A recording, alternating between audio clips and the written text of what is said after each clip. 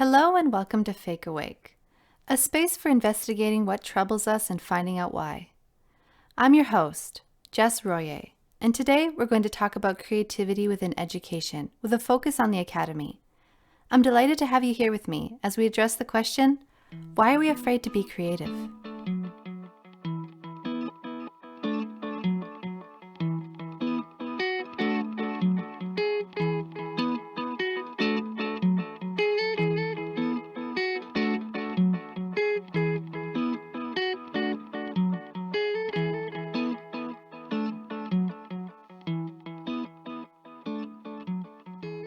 As a musician and master's student, I found little occasion to blend creativity with my academic pursuits.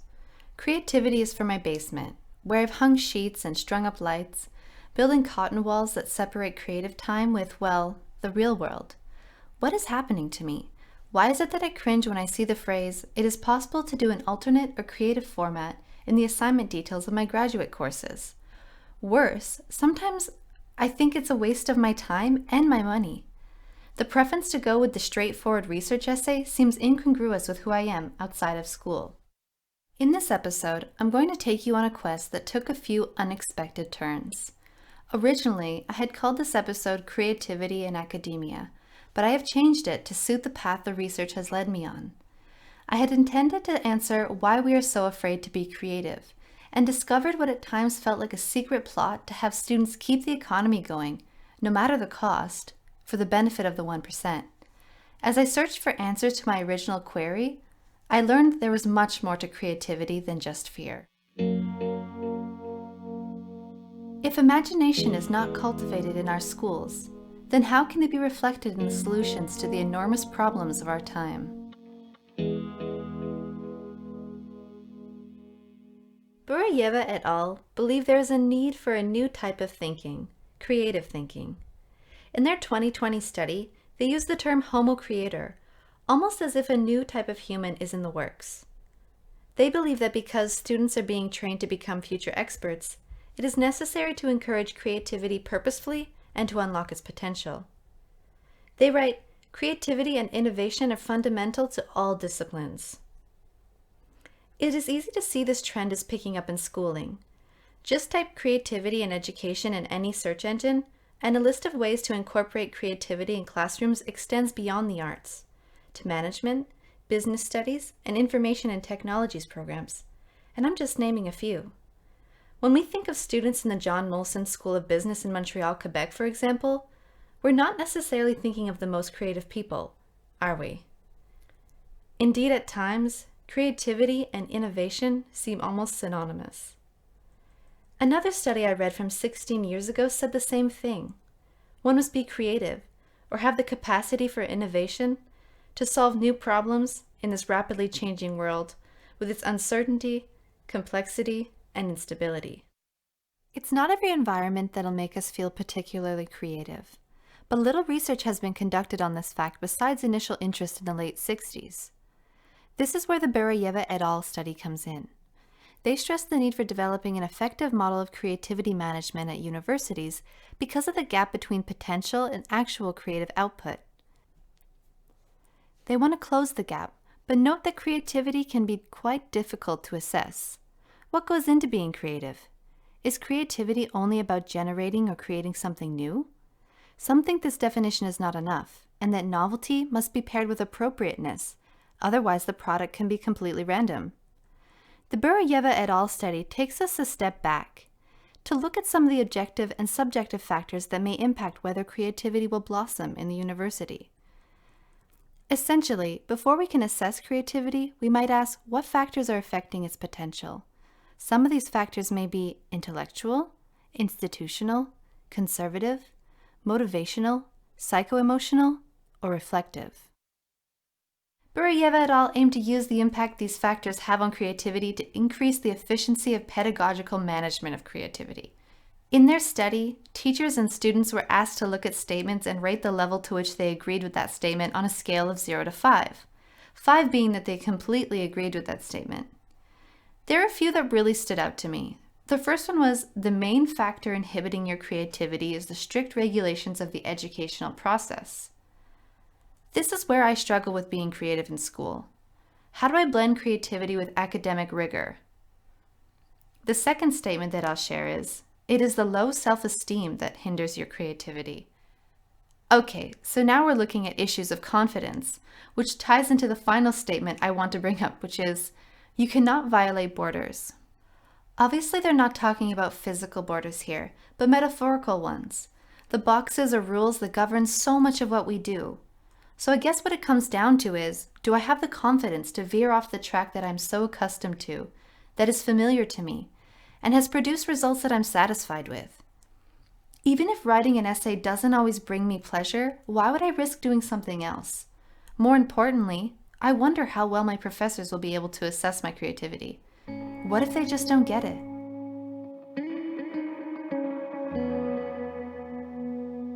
Creativity is plugging in the sun. I came across an unusual article written in 1966 by Sister Enid Sweeney in Duluth, Minnesota. The article described a social experiment in Stanbrook Hall, which was the school at which Miss Sweeney had been working as a counselor at the time. Essentially, for 1 week, what they termed Creative Week, the school did away with teacher-dominated, textbook-oriented, bell-ordered, and grade-motivated learning. The students were to choose 2 topics from a list of 13 that they would study for 18 hours each during the 6-day experiment. Teachers took the back seat, and students explored their topics freely, yet diligently. At the end of it all, they were encouraged to share their creative endeavors, which served as this reward, so necessary to learning. As I just briefly described the experiment to you, I'm sure you either thought of yourself as a student in this situation or as a teacher. And in that imagining, you likely became critical or doubtful. Words like standards, chaos, slacking, boredom may have crossed your mind.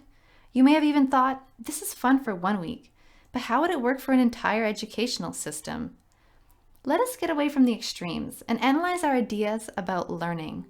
I will quote Sweeney here because she is just so eloquent, if not direct. She starts with a question we all want an answer to. But did they learn anything? Did they acquire as much as they might have during a week of regular school? If one determines learning in terms of aping the teacher, memorizing and regurgitating what is in the texts, no. But if by learning one means did they gain some new insights, have new experiences, dig beyond the surface of a few things and come up with some learning which was entirely their own and meaningful to them, then the answer is yes. Students felt they worked harder for longer periods and were more relaxed and more creative, even though grades were not a factor.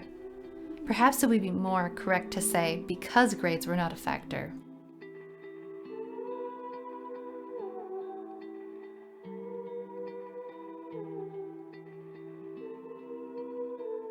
Now, this experiment was done with grade school students, yet it still speaks volumes to our strict adherence to grading and structure.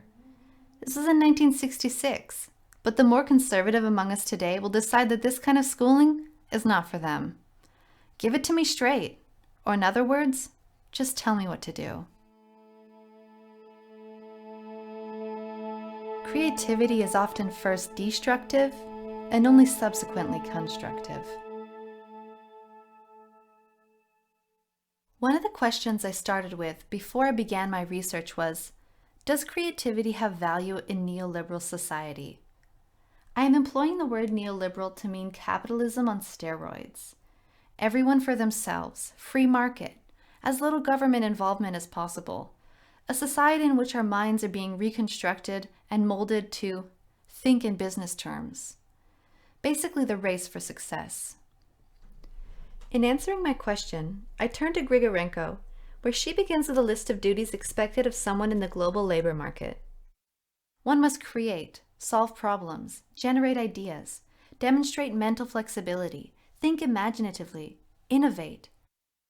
She then writes that this has become an obligation for individuals, organizations, and governments to successfully obtain and maintain a competitive advantage by fostering a workforce highly trained in such skills. One of such institutions being schools, of course. She continues by saying, people need to learn how to be creative in order to be innovative. It strikes me that there are 2 conflicting ways of thinking about creativity. One is to develop creativity to compete in what is being called the global knowledge-based economy, and the other is to self-actualize. Is it possible to talk about creativity without relating it to money and business, or is this the only way that creativity can get any attention these days and be of some import?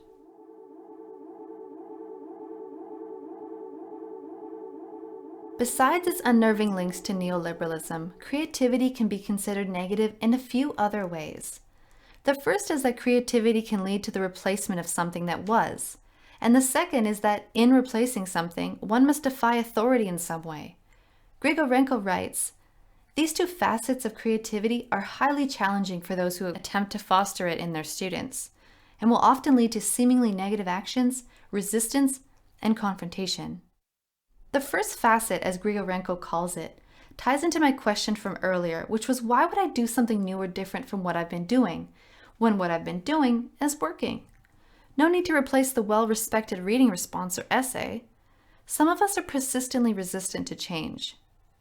The second facet links to a fear of being wrong. Authority does not always mean deans or professors, but can be recognized as those conventions or boxes that I mentioned earlier. Of course, it can mean an actual authority figure, and in this case, we can see how one may fear creativity when an authority figure may not fully grasp the message in its creative form. It is also very important to note that this authority figure will ultimately be the one to give a grade. How far outside the margins can we stray with both definitions of authority looming overhead? Even beyond the professor, on a macro level, Hodges describes how tab-keeping and surveillance can be counter-creative when he mentions the United Kingdom's governmental inspections on creativity in schools. Put generally, our major national education systems are not systems designed for divergence. They are designed for convergence.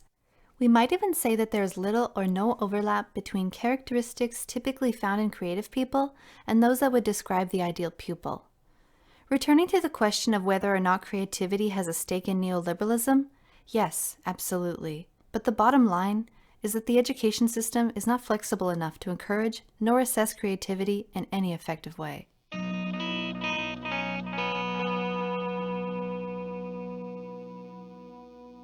At this point in my research, I became slightly dejected as I noticed creativity had become distorted with innovation, money, and business, which is something condemned by Clegg, who comments on the functionalist and bureaucratic notions of creativity that plague the modern university. He thinks that to be creative, one must be critical, much like Grigorenko's creativity that may upset the status quo by challenging authority. The difference between Clegg and Grigorenko, and even Biroyeva et al., is that Clegg sees the adoption of creativity as the path to innovation and as a useful tool in a neoliberal economy as something to lament and to be wary of. He describes how universities are changing to become ever more corporate and business-minded, and the effect this has on university professors and students. I quote, "The critical academic who wishes to promote creativity among students must live within a permanent framework of ambiguity, on the one hand hemmed in by bureaucratic rules, academic conventions, the demands of external agencies, and a confusion of conflicting ideologies, and on the other, committed to a humanistic education that seeks to help students liberate themselves from outmoded habits of thinking, one that seeks to free students' minds, not to enslave them to the edicts of the World Bank or any other organization. It takes courage and an ability to accept risk to challenge the sometimes oppressive ideologies and organizational structures that stifle and contain our creative selves. We may be faced with debilitating conflict, eventually leading to exhaustion and defeat." Clegg doesn't leave us with this feeling of malaise for long, however. Throughout his piece, he portrays creativity as an energy, a vital force or power that cannot be bogged down or contained forever. He is hopeful as he reminds us that we are members of a global community with access to many forums for intellectual discourse. He is speaking mostly of the academic realm, but to me, his message is clear. We are not alone, and we are not without power ourselves. He calls on us to preserve the traditional purpose of the university, which is to provide a space where we attempt to understand the world and cultivate knowledge committed to the public good. Clegg ends his article by saying creativity must be jealously guarded within the framework of this moral discourse. Jealously guarded. So far, I've brought up the issue that universities or schools in general are not suited to teach creativity, and the fact that there is a major push now to put some kind of system in place to ensure students are given the opportunities to tap their creativity that lies dormant. Clegg brings this together and questions the motivations behind it all. Given that creativity has remained a buzzword and a neoliberal collaborator, it is safe to say that he would not approve. Hodges has something to add to this as well. He writes, "The metaphor which yokes creativity with currency is a reminder that whilst creativity in many classrooms has prevailed all along, what the government is really interested in is the economy." Even when we frame fostering creativity as a way to solve world issues such as climate change, really all any big business wants is to preserve the status quo. Ironically, you're being asked to think outside the box to keep things the way they are. We usually hear this framed in a nicer way: sustainability. When creativity becomes solely about finding ways to keep businesses going as an exercise in marketing, we lose our connection to its power to provide a deep sense of self-fulfillment and well-being.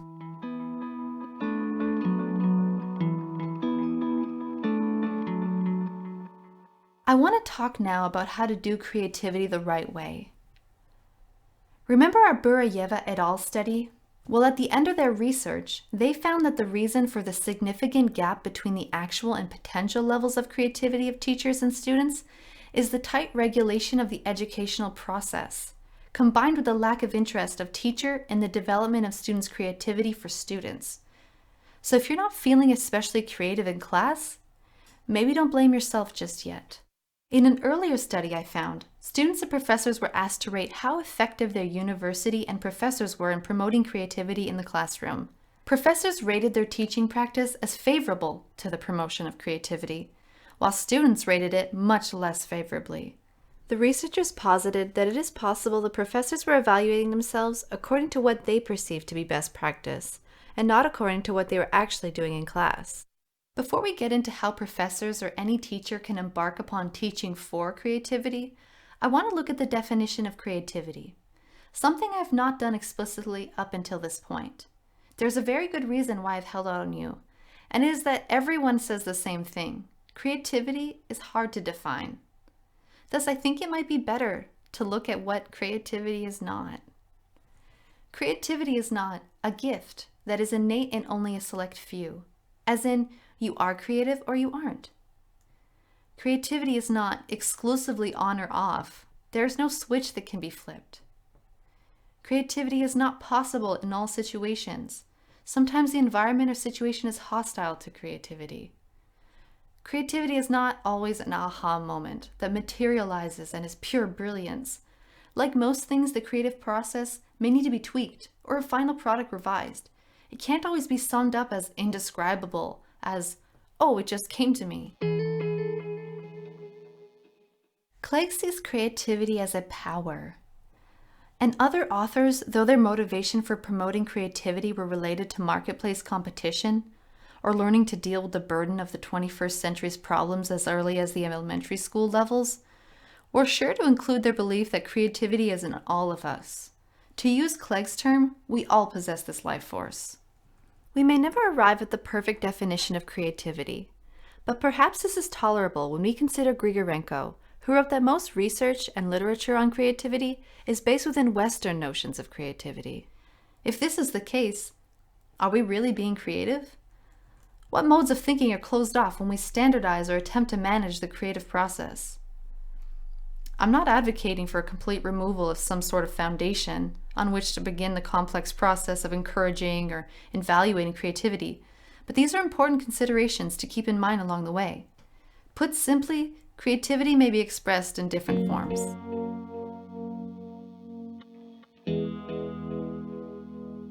For a look at how to do creativity in schools, I turn to a study by Hall and Thompson, who wish to capture the unique pedagogies of artists who teach, as in teachers who are also artists outside of school, in an effort to provide all teachers with an idea of how to foster creativity in their own classes, not just our classes. From their 12 case studies, Hall and Thompson noted 5 important components of the hybrid signature pedagogies of the teachers they observed. They are the approach to inclusion, the importance of choice and agency, the challenge of scale and ambition, the role of the absurd and the carnivalesque, and the lived experience of the present. I'll explain. Unlike most approaches to inclusion, which begin with the idea that the level of difficulty of the curriculum need be lowered or modified to suit a specific learning difficulty, these teachers' lessons were open-ended, and effort was all that was required, really. Because there was no right or wrong, they allowed for multiple ways of being creative. Students were required to make choices and negotiate with others. This was seen as a way of empowering students, as teachers were developing students' sense of their own capability and agency, of their ability to resist manipulation and make distinctive, autonomous choices about means and purposes. Similar to Clegg's feeling that we must be bold in order to keep creativity out of the hands of neoliberalism and remain committed to the public good, boldness in the Hall and Thompson study was employed as a way to push oneself further than what was initially conceived as possible, towards new horizons of possibility. In opposition to the more reserved or sober climate expected of classes post-elementary school, the artist teachers used techniques like humor, satire, and exaggeration to probe ideas in different ways. They made their lessons fun, and instead of dwelling on what happened yesterday, last month, or last year, the present was at the heart of most activities, something which students responded very well to. This is much like Krishnamurti's sentiment on the need to understand what is, as opposed to what is not. He believed that by focusing on the present, we can understand it and so be free of it. But I'll return to this in a moment. First, I would like to highlight the 5 main features of the artist-teacher's practices that may help you, that may serve as a jumping-off point for those looking to make their classes more conducive to teaching for creativity. Artists carefully manage time and space. They perceive the classroom and school to be a malleable space and time to be flexible. Artists consciously work with stories, both by sharing their own and by contextualizing art, thereby encouraging dialogue and placing value on lived experiences and emotions. Artists look for ways to make an occasion, in that they set out to pique the interest of their students by making an impression. The students then, as in the Sweeney article, were to present their projects to others, which gave students a strong sense of achievement. Students were encouraged to be artists, where they shed their conventional student identities and took on an experimental approach to their projects. Artists made sure the classroom was a highly social and sociable place, stressing the importance of community and working collectively. The Hall and Thompson study provides a glimpse of what schooling could look like if, like these artist teachers, we could view education holistically, to focus on purposes, values, and impact that extend well beyond passing exams and doing well in tests.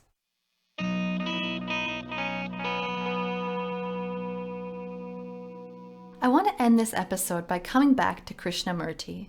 He was the one who said we must focus on what is as opposed to what is not. However, that's not the whole story. What he was warning against was our tendency to idealize and put our hopes into a future we cannot guarantee. Earlier, when I ended the section by saying that Hall and Thompson show us what education for creativity could be, was that really helpful in any way? Let us look instead at what is going on in university classrooms right now, in relation to the 5 main features of the artist-teachers' classrooms from the Hall and Thompson study. Desks and chairs are usually fixed. Deadlines are given at the start of the semester. Assignments are written for the professor or the TA's eyes only. We very rarely share our work or have time to discuss our work with others. Feedback is scarce and at times confusing. Students must follow prescribed guidelines for assignments that can be quite strict. Use 15 sources, APA, MLA, research essay, 5-paragraph essay. Don't use I or use I, abstract, literary review, 12-point font, Times New Roman, 1-inch margin, cover page, academic vocabulary. We have become so indoctrinated by standardization of the Western variety that when we see an alternate format, we cannot accept it. As Tolliver puts it, universities are the great standardizers, through homogenization and elimination of the unpredictable variability. In terms of social or sociable aspects, well, that is usually before or after class, not in class. Now with COVID-19, the social is almost eliminated, and at least in my own courses, we are infrequently given the chance to speak to one another without the professor jumping in or taking up all the space. In some programs, competition chokes the room. Students know very well that there are winners and losers.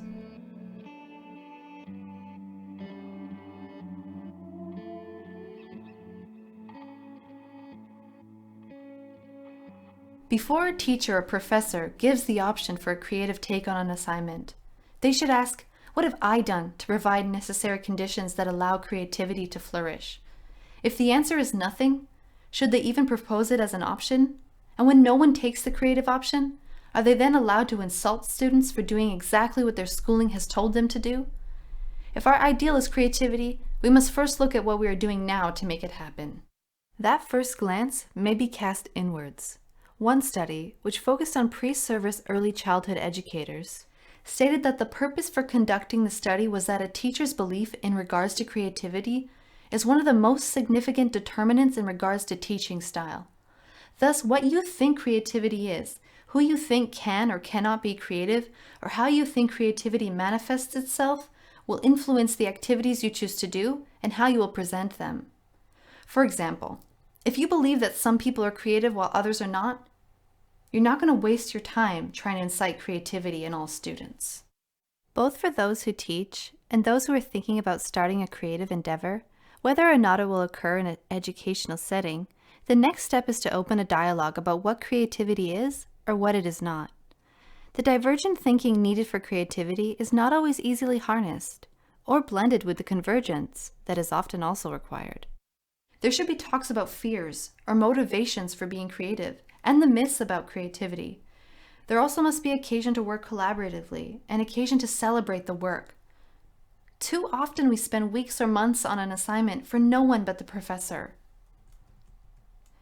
The atmosphere should have moments of fun, moments that intervene, alter, even disrupt, to bolster the more serious or, let us be honest, boring lessons. We must ensure there is ample time to edit, maybe even start over. To do this, perhaps the reading or assignment load will have to be lessened to accommodate the creative process. It's true that some will put in more work than others, but that already happens. I suggest bringing up and questioning our definition of fairness. According to Noddings, we usually think of fairness as sameness for all, but remember my comment from earlier about creativity is only Western creativity? We can apply that here to ask through what lens are we insisting upon sameness. We may abandon trying to find a universal definition of creativity altogether and instead strive for a definition that is situated, local, and multiple. If lack of rigor or freeloading is an issue, I'll let Sweeney take this one. I quote, "We are not so naive as to believe that every student benefited from this unique experience. We will always have the irresponsible with us, but by far the great majority rose to the occasion."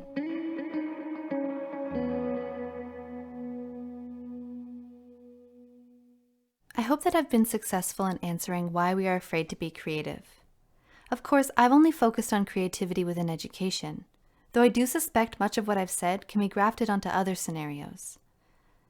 There are countless factors to consider when assessing our fear of creativity, but mostly standardization, regulations, and fear of authority are the enemy. To anyone who dares risk being creative or teaching for creativity, good luck. And remember what we've talked about here. If you want to reach out, just go to our website, fakeawakepodcast.com. Once there, you'll also find a list of sources, should you wish to go deeper. I leave you now with a quote. "Of all the disservices we do our students, perhaps the most critical is demanding they fit."